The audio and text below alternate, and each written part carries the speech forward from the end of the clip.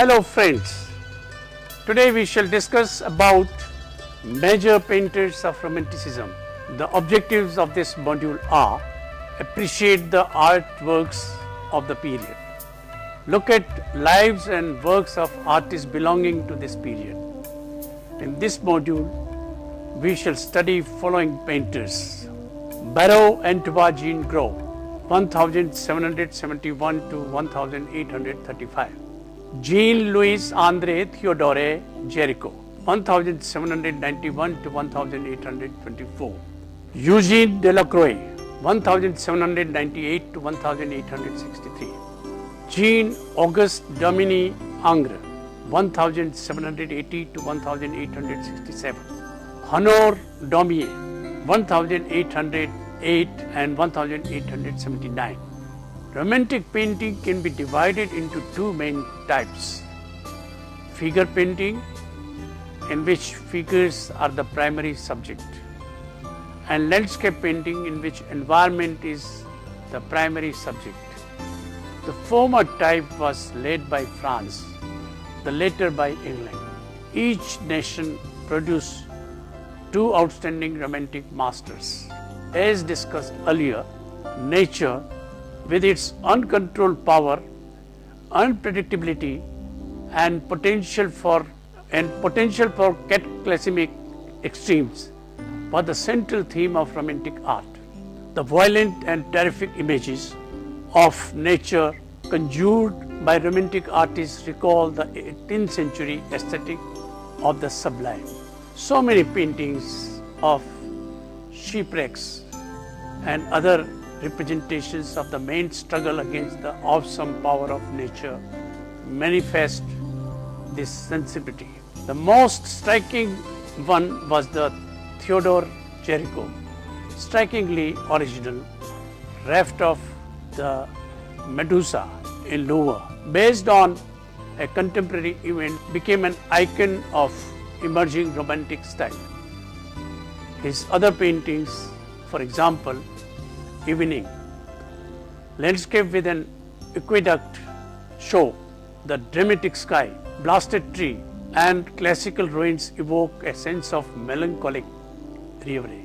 Likewise, James W. Turner's 1812 depiction of Hannibal and his army crossing the Alps, in which the general and his troops are dwarfed by the overwhelming scale of landscape and engulfed in the swirling vortex of snow, embodies the romantic sensibility in landscape painting. Then there are the landscapes of John Constable, whose art expresses his response to his native English countryside. For his major paintings, Constable executed full-scale sketches representing a state of mind. When you are there in the moment, his views of landscape are subjective. Highly personal view of nature accords with the individuality that is the central tenet of Romanticism. This interest in the individual and subjective came out through the Romantic approach to portraiture. While traditionally portraits were meant to be records, during Romanticism, portraits became vehicle for expressing a range of psychological and emotional states. Géricault probed the extremes of the mental illness in his portraits of psychiatric patients, as well as the darker side of childhood in the unconventional portrayals of children. In his portrait of Alfred Diderot, a young boy of about 5 or 6, and the child appears intensely serious, more adult than childlike, while the dark clouds in the background convey an unsettling, ominous quality. Romantic painters also depicted the animal kingdom, showing them as both forces of nature and metaphors for human behavior. This curiosity is manifest in the sketches of wild animals done in the menageries of Paris and London, in the 1820s by artists such as Delacroix, Anton Louis Barbe, Edwin Landseer. Jericho depicted horses of all breeds, from workhorses to racehorses. In his work, Lord Byron's 1890 tale of Mazeppa, tied to wild horse, captivated romantic artists from Delacroix to Theodore Cesario, who exploited the violence and passion inherent in the story. Similarly, Horace Vernet, who exhibited two scenes from the Mazeppa in the Salon of 1827, both Musique Albert Avenue, also painted the riderless horse race that marked the end of Roman Carnival, which he witnessed during his 1820 visit to Rome. His oil sketch captures the frenetic energy of the spectacle. Just before the start of the race, images of wild, unbridled, unbridled animals evoke primal states that stirred the romantic imagination. Romanticism also expanded the range of subject matters. While rejecting the didacticism of neoclassical history, painting in favor of imaginary and exotic subjects, new dialogues were initiated. In 1832, Delacroix' journey to Morocco and his trip to North Africa prompted other artists to follow. In 1846, Cesario documented his visit to Algeria in notebooks filled with watercolors and drawings, which later served as models for paintings done in his Paris studio. Baron-Antoine Gilles Gros, 1771 to 1835. He was a French Romantic painter, principally remembered for his historical pictures depicting significant events in the military career of Napoleon. Of all the artists who contributed to the Napoleon myth, Gros had a most profound effect on the rising generation of Romantic painters. The elegance, richness, and romantic power of such historical paintings as Napoleon visiting Pestos at Jaffa and Napoleon on the battlefield of Eylau, 1808, influenced Theodore Jericho and Eugène Delacroix. He was, however, continually plagued by David's criticism of his work and became increasingly dissatisfied with his own accomplishments. A sense of failure exasperated his already melancholic nature and he committed suicide.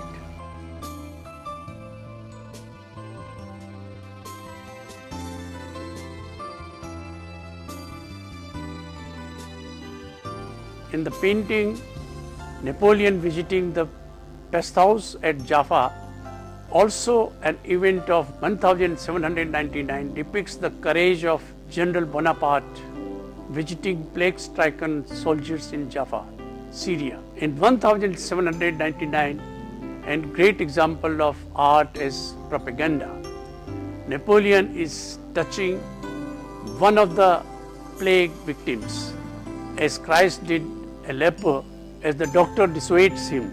Look at the use of daylight as a source to depict Napoleon's greatness. Gros was also taken over by the exotic eastern locale of the city, which he uses very effectively. Along with the neoclassical arches of David's Oath of the Herothi. David was the teacher of Gros. Each character is a classic by itself. Now this is a painting that has combined both neoclassical and romantic elements together. The picture depicts virtue, a common subject matter in the neoclassical. Napoleon is shown in the center of the painting in a typical neoclassical way and has also included several heroic nudes. Romanticism is seen in the fact that sufferings of plague-stricken is shown, that instills emotions of fear and sublime in the viewer. The light and colors are warm and recall those of the Venetian masters and Rubens. Also look at the contrast between light and shade in the composition. The painting greatly influenced the painters of the next generation, Géricault and Delacroix, notably when the latter painted the Masquerade at Caius. Let us look at some more of his works.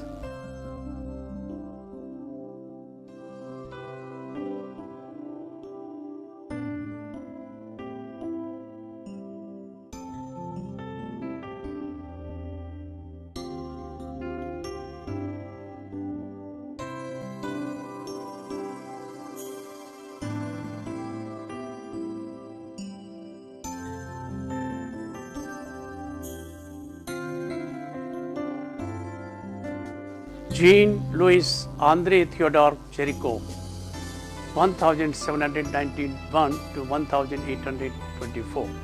He was the first French master in figure painting and a pioneer of Romantic movement, though he lived a short life. In his most famous painting, The Raft of Medusa, done in a very short time, you will see a historical event which depicted the aftermath of a contemporary French shipwreck, Méduse, in which the captain had left the crew and passengers to die. Out of the 150 soldiers, only 15 remained. For 13 days they floated, starved, suffered, died and went mad. The incident became a national scandal, and Géricault's dramatic interpretation presented a contemporary tragedy on a monumental scale and a mythical implications.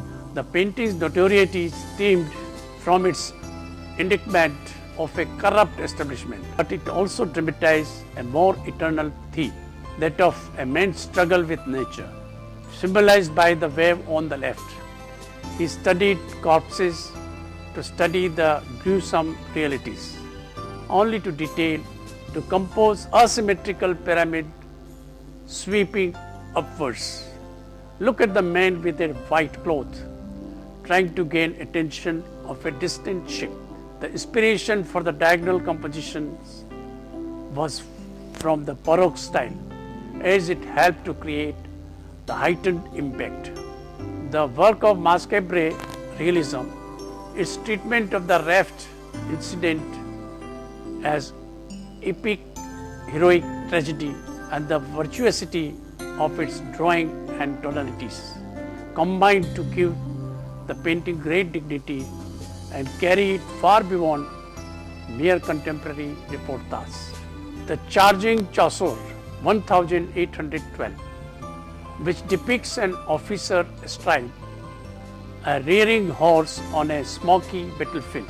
Géricault was drawn to the colorist style of the Baroque painter Peter Paul Rubens and to the use of contemporary subject matter in the manner of an older colleague, the painter Édouard Jean Gros. After his return to France from England in 1821, Géricault was inspired to paint a series of 10 portraits of insane, the patients of a friend, Dr. Etienne Georget, a pioneer in the psychiatric medicine, with each subject exhibiting a different affliction. There are 5 remaining portraits from the series, including insane women. The paintings are noteworthy for their bravura style, expressive realism, and for their documenting of psychological discomfort of individuals, made all the more poignant by the history of insanity in Jericho's family, as well as the artist's own fragile mental health. Let us look at 5 of them.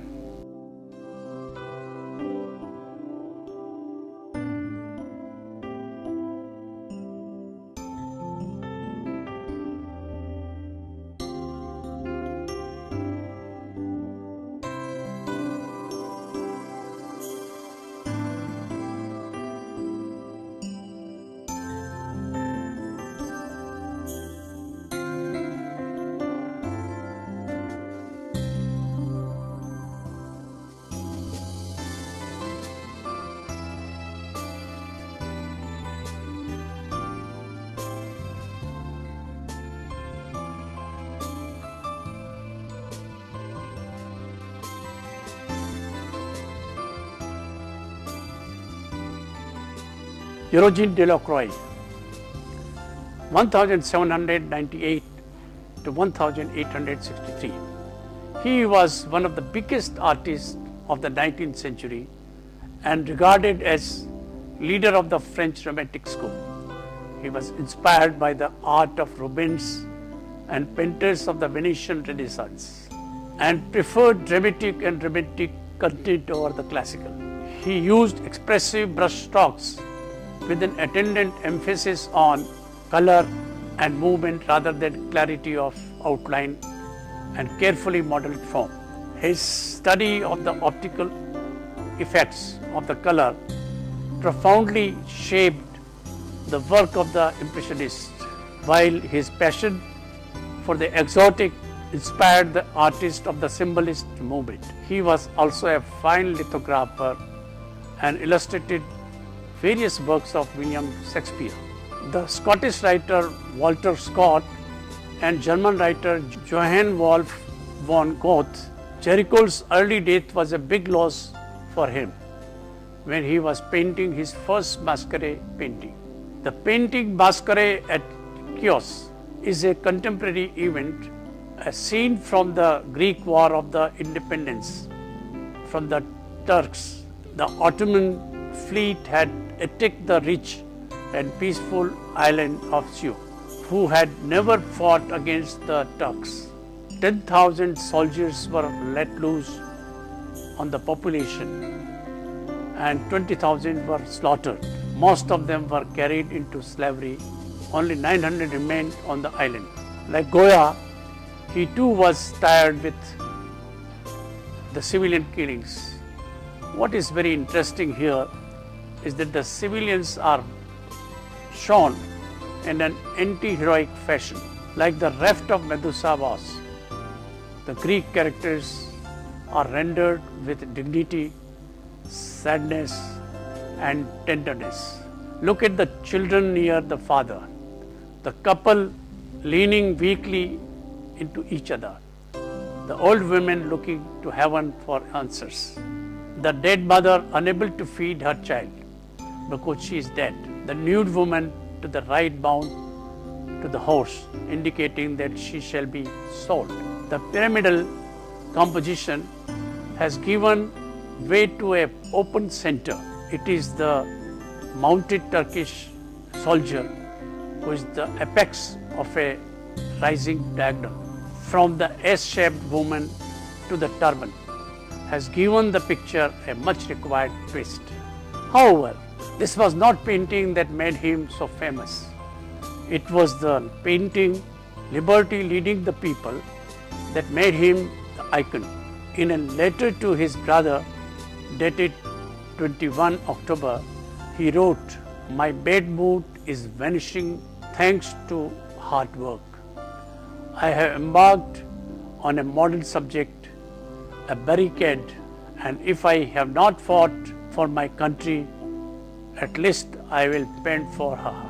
Though this painting, Delacroix tells the story of 3 glorious days: the Parisian Uprising on July 27, 28 and 29 of 1830. Delacroix used the painting as a political poster for the revolution. Delacroix was a member of the National Guard and he placed himself into the picture as the man on the left wearing a top hat. In the smoke, we glimpse the towers of Notre Dame. Look at the outstretched figure of liberty, carrying the flag proudly, symbolically depicted also in the bold attitudes of people following harm, contrasted with the lifeless figures of dead, heaped up in the foreground, in the heroic poses of the people fighting for liberty, beginning from the man with the head to the figure of liberty as the peak to the dead heroic bodies. The pyramid composition balances the crowded nature of the painting. These dead bodies also act as barricade to the forward going motion of liberty, very suggestive. Next to the cruel blade in the gun smoke is a pistol held aloft by a boy running forward, guns in both hands, a cry on his lips. He reminds you of the belief in the ideal world of equality, a utopia, despite knowing that he was one of the 600 dead among the people in the glorious July days. It can also speak of faith in the days to come, intellectuals and the street kids fighting side by side, clambering over the bodies of the soldiers who, betrayed by their king, were left to die. Delacroix painted a fantasy like no other. Romantic period also saw the exploration of the exotic, the Orient, Africa, Middle East and Far East. Delacroix was not far away from this. On a trip to Morocco, he was very inspired by the people living there, their movements, their dresses, their demeanor, etc. In the painting below, look at the vivid colors that he uses to show the women, their costumes and the objects. The lighting in this piece alters the colors and shapes of the scene. The colors and shapes of the scene. Delacroix baths the women in a sensuous light, creating a calming effect. The lighting truly dominates the piece and gives it the character that makes it so memorable. The relaxed poses of the three women and the lighting create a calming but sensuous mood. This is also to remind you that the British artists and the biographers painted and wrote about India at the same times. The painting style we now know as company school painting. Let us look at some of his other works.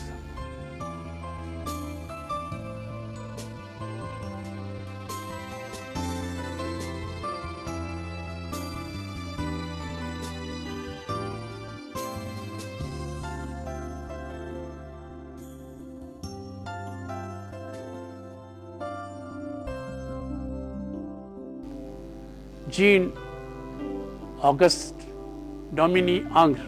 In their previous module, we discussed Ingres as a neoclassical painter and showed his works which contributed to that effect. His paintings offer another variant on the romantic and neoclassical, combining the precise drawing and formal idealization, classical composition, and graceful lyricism of Raphael, with an interest in creating sensual and erotically charged images. His constant search for the idealized human form, particularly in the female body, was the cause for his highly controversial anatomical distortions. He made a habit of elongating backs. His nudes, sometimes described by critics as creatures not found in nature. His quest for idealization was unending. Look at this one, for instance. Here the cool gaze of the odalisque is leveled at her master, while she twists her naked body in a sinuous, snake-like reclining pose, revealing a calculated eroticism. The cool blues of the divan and curtain at the right heightened the effect of her cool, white skin and blue eyes. She is Auguste and his patron's fantasy of a white slave. The exotic details of her headdress, fan, and the jeweled object in the foreground add to her languid sensuality. His commitment to academic line and formal structure was grounded in his neoclassical training, but his fluid, attenuated female nudes are much more in the Romantic tradition. While Auguste's work seemingly embodied the ordered classicism of the Davi in contrast to the disorder and tumult of the Delacroix. In fact, both works draw from Davidian tradition, but each ultimately subverts that model, asserting the originality of the artist, a central notion of Romanticism. In his painting, he draws Paganini in a very formal rendering in Rome. Though this was neoclassical in a lot of ways, he drew Paganini, an eminent contemporary violinist. The delicately drawn body supports a more forcefully modeled Paganini and emphasizes the primacy of line over color. Honor Daumier. He has been called the Michelangelo of caricature. Daumier was best known for caricaturing the government, and after a stint in jail, he turned his attentions to the well-to-do of French society. His talent lay in expressing the character of a man through physical absurdity, employing the classical caricature technique of exaggerating the head, of elongating the limbs. However, his satire was marked by a spirit of honesty. Daumier executed his caricatures in the medium of lithography, which allows for quick sketch images and often conveys a sense of movement in the work. In depicting the masquerade of Louis Rasnoin, which was part of the April 1834 riots in Paris, Daumier undertook a very bold step. In the 19th century, French political caricature was heavily censored. When the workers killed a soldier in a demonstration, they, in response, killed everyone in the building. The moment shown by Daumier is the bloody aftermath of the event. A family disturbed from their sleep and then murdered. The wife lies in the shadows of the left, her husband in the center of the room, and an elderly man to the right. It takes a few minutes for the viewer to realize that under the central figure's back, there are also the bloody head and arms of a murdered child. Daumier was known for his biting caricatures and social commentary in print form, but this image is one of the most powerful. Let us now look at some of his other works.